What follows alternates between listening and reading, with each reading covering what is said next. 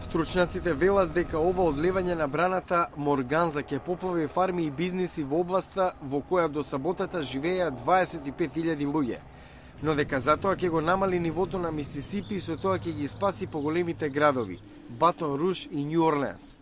Поради пороните дождови и топењето на снегот, Мисисипи веќе поплави стотици домови и бизниси, уништи многу насади. Првичните проценки се штета од над $1 милиарди. This is just sickening here. Ако не беше намерно излеана водата, постоеше опасност и од покатастрофални последици. Жителите резигнирано велат дека знаат оти немало голем избор. Вака најверојатно ќе бидат поплавени 30 до 60.000 луѓе, но во спротивно ќе го загубевме Батон Руж или Њу Орлеанс. Значи говориме за милион луѓе и милиарди долари вредни бизниси. Тоа сепак не е утеха за оние кои ќе ги загубат домовите пред надојдените води, а особено оние кои немаат осигурување.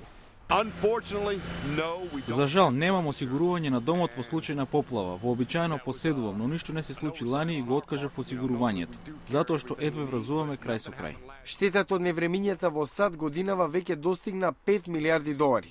А како тргнало, за жал, може и да го надмине рекордот од 2008 од $9 милиарди.